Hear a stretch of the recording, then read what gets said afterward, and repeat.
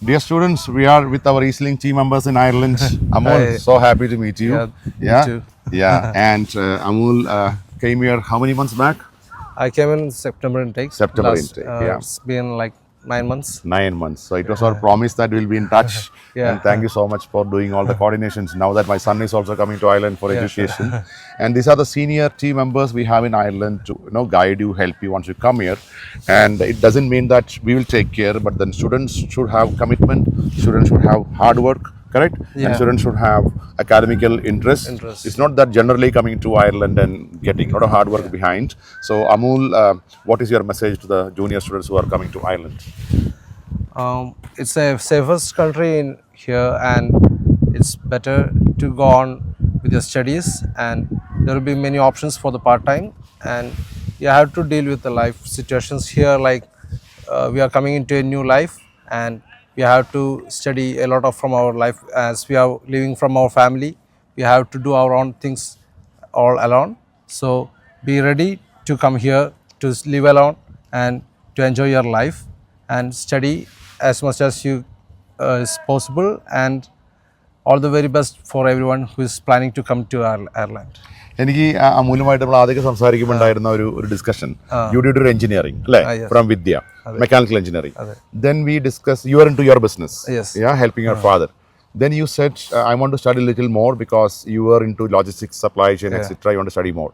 So എഞ്ചിനീയറിംഗിൽ നിന്ന് supply ചെയിനിലേക്ക് വരുന്നു. നമ്മളൊരു വലിയ ചർച്ച നടത്തി, എഞ്ചിനീയറിംഗിൽ നിന്ന് എഞ്ചിനീയറിംഗിലേക്ക് പോകണോ അതോ സപ്ലൈ ചെയിനിലേക്ക് വരണോ. അപ്പോൾ എൻ്റെ ഒരു അഭിപ്രായം എങ്ങനെയായിരുന്നു, engineering plus masters in engineering is similar, it's kind of no change.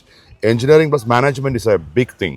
And now we are listening it in Ireland that engineers with the management have an extraordinary power here. What is your comment?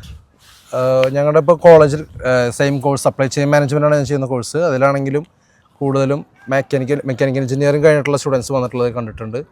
Even more than 5 or 6 students from Kerala itself they are here because we have a lot of connections with the supply chain management field, and also they are having different subjects like managerial finance that is very useful for the other management. Okay. For the other subjects.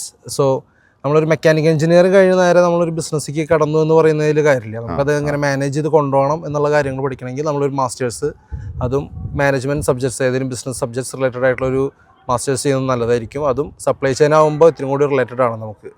For example ഒരു എഞ്ചിനീയർക്ക് ചിലപ്പോൾ ഒരു engineering project ഉണ്ടാവും.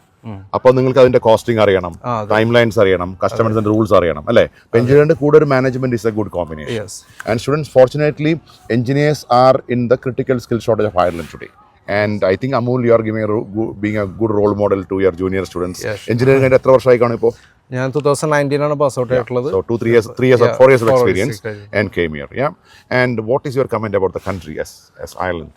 Ireland, it's a nice country. See the weather. നല്ല നമുക്ക് ഒരു rainy ക്ലൈമറ്റാണ് കൂടുതലെന്ന് പറയാറ്. എന്നിരുന്നാൽ പോലും നമുക്ക് നല്ലൊരു അഡ്ജസ്റ്റബിൾ ആയിട്ടുള്ള ക്ലൈമറ്റാണ്. അല്ലാണ്ട് ഇപ്പോൾ compare to Canada, Germany or other countries തണുപ്പ് അത്രയ്ക്കും വലിയൊരു വെതർ കണ്ടീഷൻസ് ലൈക്ക് വിൻ്റർ ഒന്നും അത്രയ്ക്ക് വലിയ ഹാർഡായിട്ടുള്ള വിൻ്റേഴ്സ് ഒന്നും വരാൻ ചാൻസ് ഇല്ല. എന്നാലും നമുക്ക് കുഴപ്പമില്ല, അഡ്ജസ്റ്റ് ചെയ്ത് പോകാൻ പറ്റുന്നതാണ്. എക്സ്ട്രീംസിലേക്ക് പോകുന്നില്ല. പിന്നെ ലാംഗ്വേജ് പ്രശ്നം വരുന്നില്ല, ഇംഗ്ലീഷ് നമുക്ക് വേറെ അവരെ എക്സ്പീരിയൻസ് തന്നെ നമുക്ക് മനസ്സിലാവും.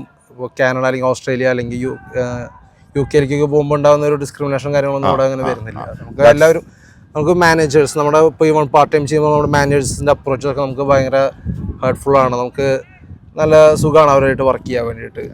അപ്പോൾ നമുക്ക് ഓരോന്നും പഠിക്കാൻ പറ്റും. മാനേജേഴ്സിൻ്റെ തന്നെ നമുക്ക് കുറേ കാര്യങ്ങൾ പഠിക്കാനും പറ്റും. നമ്മളെങ്ങനെ ആയിരിക്കണം, നമ്മളിപ്പോൾ ഒരു മെയിൻ ജോബിനൊക്കെ കയറുമ്പോഴത്തേക്കും നമ്മൾ നല്ലൊരു പൊസിഷനിലേക്ക് എത്തുമ്പോൾ നമ്മളെങ്ങനെ വർക്ക് ചെയ്യണം, നമ്മളെങ്ങനെ പെർഫോം ചെയ്ത ഒരാൾ നമ്മുടെ എംപ്ലോയേഴ്സിലൊക്കെ എത്രത്തോളം ഹെൽപ്ഫുൾ ആവും എന്നുള്ളത് മനസ്സിലാക്കാൻ പറ്റുന്നത് ഇവരുടെ അപ്രോച്ച്. ലാസ്റ്റ് പോയിന്റ് എനിക്ക് നേരത്തെ ഇഷ്ടമായ ഒരു കാര്യം, യു ആർ സേയിങ് ഞങ്ങൾ 2 ആഴ്ച മുമ്പ് ഒരു കാർ റെന്റ് ചെയ്തു, വി വെന്റ് ഫോർ എ ഡ്രൈവിനോട്ട്. അമൂൽ എപ്പോഴും ഒരു വർക്ക് ലൈഫ് ബാലൻസ് ഇഷ്ടപ്പെടുന്ന ഒരാളാണ്.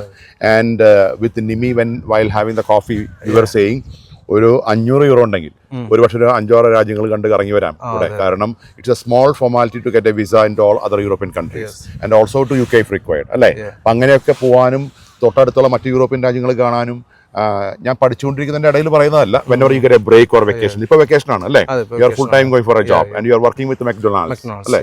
അപ്പോൾ അത്തരം കാര്യങ്ങൾ കസ്റ്റമർ എക്സ്പീരിയൻസ് ഒക്കെ വളരെ ഉപയോഗപ്രദമല്ലേ നിങ്ങൾക്ക് അല്ലേ. നിങ്ങളുടെ ഒപ്പം you can take a break and go for a week outside and enjoy അല്ലേ. അങ്ങനെ ഒരു ഗ്ലോബൽ എക്സ്പോഷർ കൾച്ചർ കൂടെ നമുക്ക് ഇതിൽ കിട്ടുന്നുണ്ട് അല്ലേ. നമ്മളോട് നിങ്ങളുടെ മാനേജേഴ്സ് ചോദിക്കും, നിങ്ങൾ വെക്കേഷൻ പോകുന്നില്ലേ, എന്താ പ്ലാൻ എന്നുള്ളത് ചോദിക്കും. നമ്മളിപ്പോൾ എന്തെങ്കിലും വെക്കേഷൻ നമുക്കിപ്പോൾ 40 hours വർക്ക് ചെയ്യാൻ കിട്ടിയതുകൊണ്ട് നമ്മൾ മാക്സിമം 40 hours വർക്ക് ചെയ്യുന്നു. എന്നാലും നമുക്കൊരു വർക്ക് ലൈഫ് ബാലൻസിൻ്റെ ഒരു ഇതായിട്ട് നമുക്ക് സമ്മർ ലാസ്റ്റ് ആകുമ്പോഴേക്കും പോകണം എന്നുള്ള പ്ലാനിങ്ങിലാണ് ഞങ്ങൾ. ഇപ്പോൾ നമുക്ക് കേരളത്തിലാണെങ്കിൽ കൂടി നമ്മൾ വേറെ സ്റ്റേറ്റ്സിലേക്കൊക്കെ പോകുന്നത് വളരെ കുറവായിരിക്കും. പക്ഷെ ഇവിടേക്ക് വരുമ്പോൾ കമ്പയർ ടു ഇന്ത്യ നമ്മൾ ബാക്കിയുള്ള കൺട്രീസ് കൂടുതൽ വിസിറ്റ് ചെയ്യാനുള്ള ചാൻസുകൾ കൂടുതലായിരിക്കും. ഈവൻ UK ആണെങ്കിലും ജർമ്മനി ആണെങ്കിലും നമുക്ക് ഇവിടുന്ന് ആക്സസ്, നമുക്ക് വലിയ ഒരു ഫ്ലൈറ്റ് ചാർജ് ഒന്നും വരുന്നില്ല. ജസ്റ്റ് 50 euros എന്നൊക്കെ പറയുമ്പോൾ 10,000 രൂപയ്ക്ക് നമുക്ക് അടുത്ത കൺട്രിക്ക് കടക്കാൻ പറ്റും. നമുക്ക് അടുത്ത സ്റ്റേറ്റിലേക്ക് പോകണമെങ്കിൽ അതിനും കൂടുതൽ കാശാണ് ഇന്ത്യയിൽ വരുന്നത്. അത് it's compare to India very ചീപ്പാണ്. പിന്നെ നമുക്ക് ആക്സസ് ചെയ്യാനും എളുപ്പമാണ്. വിസ കിട്ടാനൊക്കെ ഇനി ഇവിടെ നിന്ന് വിസ കിട്ടാനൊക്കെ എളുപ്പമായിരിക്കും. It's A brilliant point. എനിക്ക് ഭയങ്കര ഇഷ്ടമായി. എല്ലാ കുട്ടികളും പഠിക്കുന്നതിനെ കുറിച്ചും പാർട്ട് ടൈമിനെ കുറിച്ചൊക്കെ പറഞ്ഞപ്പോൾ അതിനിടയ്ക്ക് പറഞ്ഞു drive and go to some other countries and have a good life അല്ലേ. ദുബായിലോ അല്ലെങ്കിൽ നമുക്ക് പറയില്ലേ പൈസ കുറച്ച് ചിലവാക്കി ഒതുങ്ങി ജീവിക്കണം, കാരണം വീട്ടിൽ ചെല്ലുമ്പോൾ അവിടെ FD സമ്പാദ്യങ്ങളൊക്കെ ഉണ്ടാവണം. ഇവിടെ അങ്ങനെയല്ല, because you have work permit and you have pension schemes etcetera. So first ഇയറിൽ ഓഫ് കോഴ്സ് നമ്മൾ കുറച്ചുകൂടി കാൽക്കുലേറ്റഡ് ആയിരിക്കും. സെക്കൻഡ് ഇയർ തേർഡ് ഇയർ ഒക്കെ ആകുമ്പോഴത്തേനും യു വിൽ ബിക്കം കാഷ്വൽ അല്ലേ. So thank you so much for your time. And this is my EasyLink team member, worked with us for a long time in India, in Kerala, and now meeting again in Ireland. Yeah? Thanks for meeting you again in Ireland. Thank you. Thanks, sir.